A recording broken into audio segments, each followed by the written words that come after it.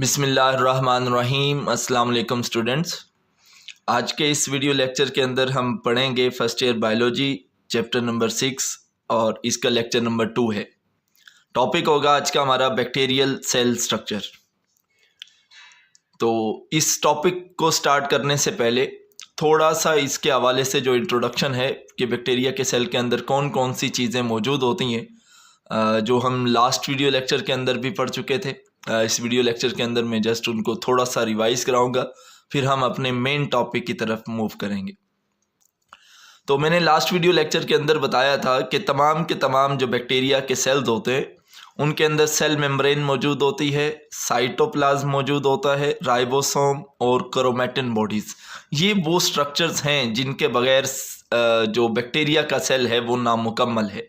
तमाम के तमाम बैक्टीरिया के सेल्स के अंदर ये चार स्ट्रक्चर्स लाजमी तौर पर मौजूद होते हैं, लेकिन ज़्यादातर बैक्टीरिया ऐसे हैं जिनके अंदर सेल वाल मौजूद होती है और कुछ बैक्टीरिया ऐसे होते हैं जिनके अंदर सेल वाल मौजूद नहीं होती।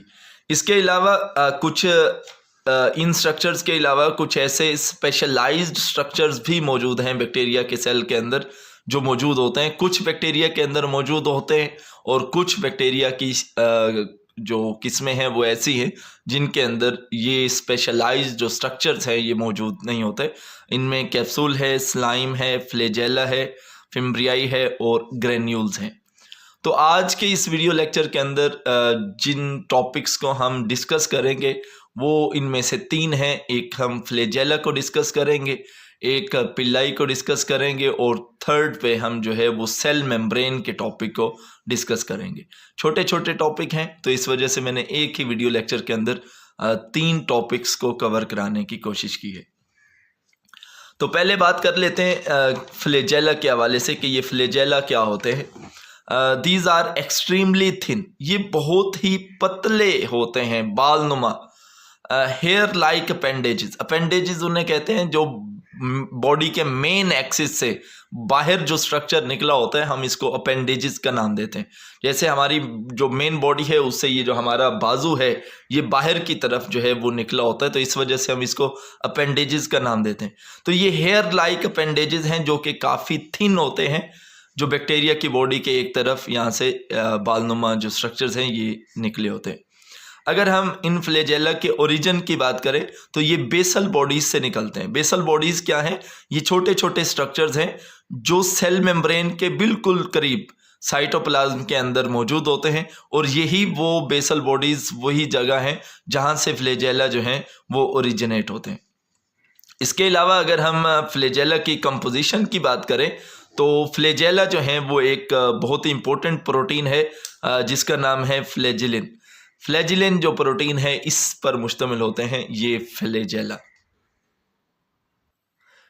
इसके बाद हम बात करते हैं कि फ्लैजेला की बेस पे जो बैक्टीरिया हैं उनको कितने कैटेगरीज के अंदर, कितने टेक्सानोमिक ग्रुप्स के अंदर जो है वो क्लासीफाई किया गया।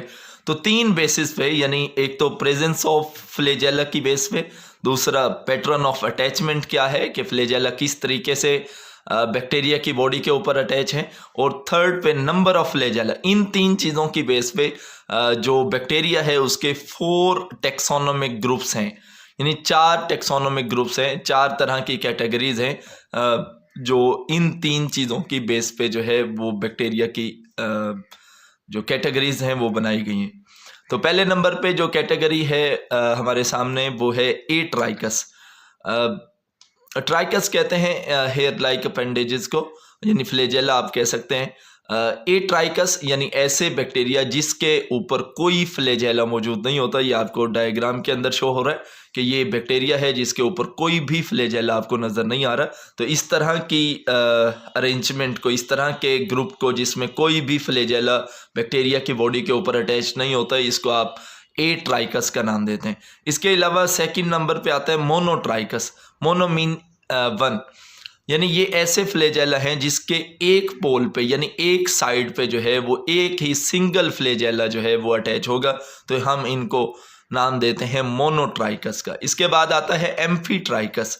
इसमें ये होगा कि एक एम्फीट्राइकस में ये होगा कि बैक्टीरिया के दोनों पोल्स पे टफ्ट ऑफ फ्लैजेला अटैच होंगे। यानी फ्लैजेला का गुच्छा अटैच होगा एक पोल पे भी और उसके अपोजिट पोल पे भी। तो अगर इस तरीके की अरेंजमेंट हो तो हम उस फ्लैजेला को एम्फीट्राइकस का नाम देते हैं। इसके बाद है पेरीट्राइकस। तो पेरीट्राइकस ऐसे बैक्टीरिया को कहते हैं जिसमें जो उनकी जो कंप्लीट बॉडी है इनकी बैक्टीरिया की, वो फ्लैजेला से ढकी होती है, वो फ्लैजेला से सराउंडेड होती है। तो ये 4 कैटेगरीज थी फ्लैजेला की बेस पे बैक्टीरिया की, कि किस तरीके से फ्लैजेला अटैच होते हैं, फ्लैजेला के नंबर की बेस पे, पैटर्न ऑफ अटैचमेंट की बेस पे, और थर्ड पे जो हम लोगों ने बात की वो नंबर ऑफ फ्लैजेला की बेस पे।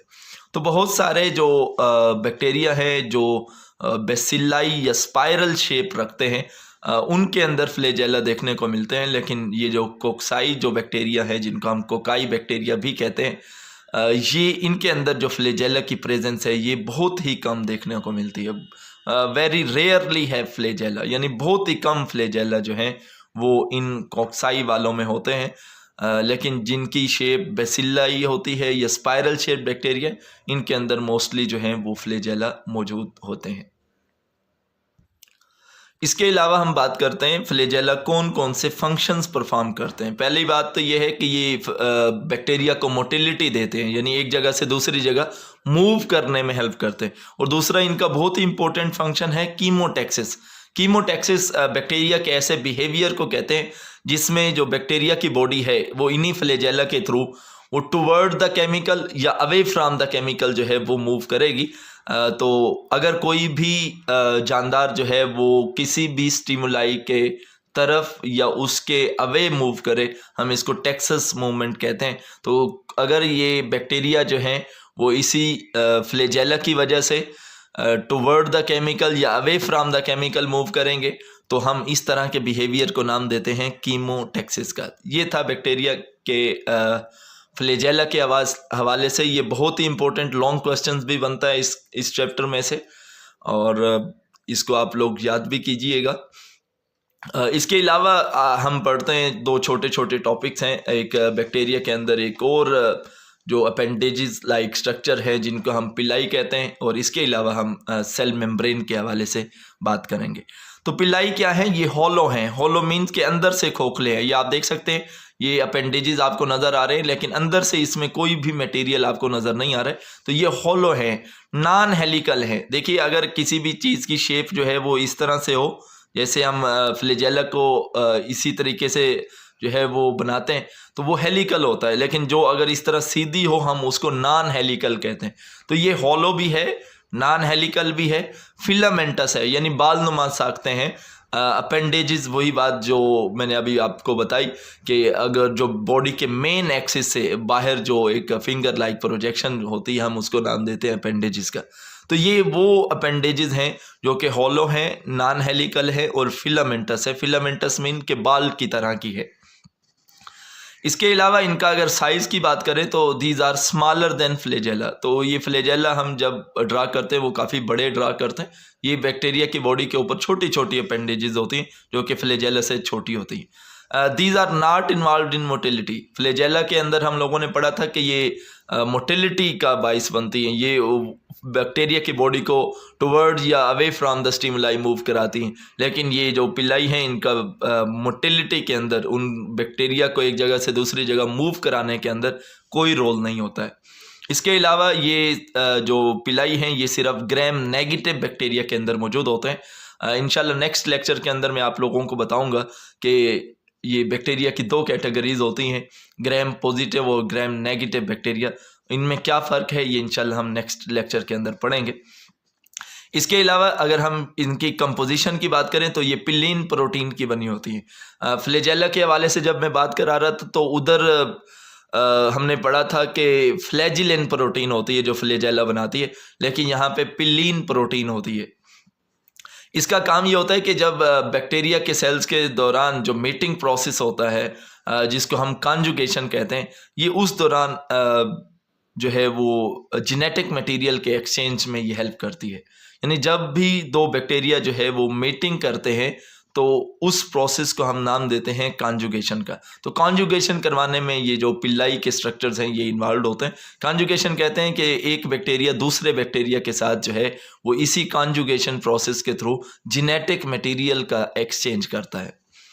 इसके अलावा कुछ बैक्टीरिया का फंक्शन ये भी है कि ये किसी भी सरफेस के साथ बैक्टीरिया को अटैचमेंट होने के लिए एक आप कह लें कि एक ज़रिया है। पिल्लाई के थ्रू बैक्टीरिया जो है वो किसी भी सरफेस के साथ इजीली अटैच हो सकते हैं। इसके बाद हम बात करते हैं सेल मेम्ब्रेन के हवाले से कि बैक्टीरिया के अंदर सेल मेम्ब्रेन किस तरह की होती है। It is present beneath the cell wall, ये सेल वाल के नीचे मौजूद होती है। आप यहाँ पे ये डायग्राम के अंदर देख सकते हैं, मैंने यहाँ पे ड्रा की है कि ये बैक्टीरिया की ये सेल मेम्ब्रेन है, ये बाहर जो रेड कलर से मैंने शो की है ये सेल वाल है। तो सेल वाल के नीचे होती है, लेकिन सेल का जो साइटोप्लाज्म है उसके आउटर साइड पे होती है, उसको कवर की होती है। तो पहला पॉइंट मैंने यही लिखा है, it is present beneath the cell wall, cell wall के निचली तरफ होती है। Completely surround the cytoplasm, cytoplasm को चारों तरफ से इसने सराउंड किया होता है। और अगर हम इसकी सेल वाल की बात करें बैक्टीरिया की, तो ये काफ़ी थिन होती है और फ्लेक्सिबल होती है। और बहुत ही इंपॉर्टेंट जो पॉइंट है वो ये है कि ये डेलिकेट इन नेचर है, बहुत ही नरम है। इसके नरम होने की वजह भी मैं आपको बताता हूँ कि इसके अंदर जो कोलेस्ट्रॉल है, इस तरह के जो स्टीरोल्स हैं वो मौजूद नहीं होते, जिसकी वजह से ये काफ़ी नरम होती है।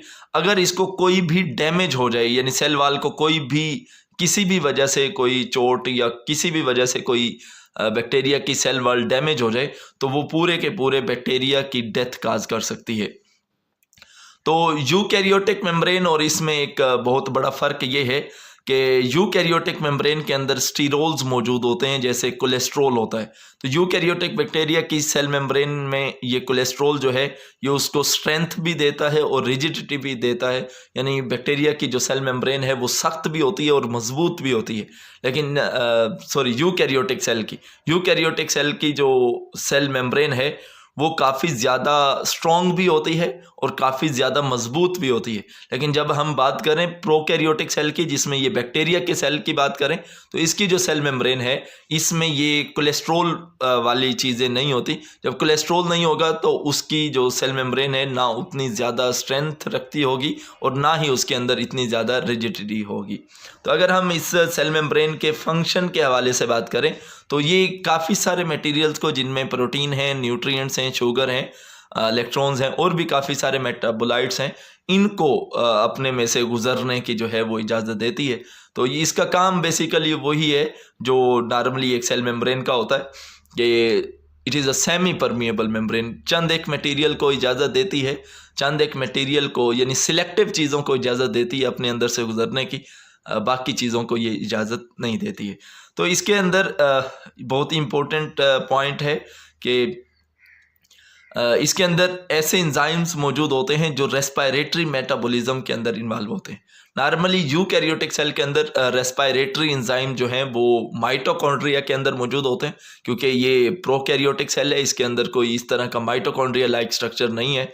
तो इसके अंदर जो रेस्पिरेशन है उसके जो एंजाइम्स हैं वो इसी सेल मेम्ब्रेन के अंदर होते हैं। तो यही मैंने डायग्राम जो अभी आप लोगों को दिखाई है, ये बनाई है कि किस तरीके से ये सेल मेम्ब्रेन मौजूद होती है। यहाँ पे सेल का जो है वो साइटोप्लाज्म होगा, जेनेटिक मटेरियल वगैरह सब कुछ यहाँ पे होगा। तो उसके बाहर साइटोप्लाज्म को जिस मेम्ब्रेन ने कवर किया होगा हम उसको सेल मेम्ब्रेन का नाम देंगे, और सेल मेम्ब्रेन के बाहर जो आउटर वाल होगी उसको हम सेल वाल का नाम देते हैं।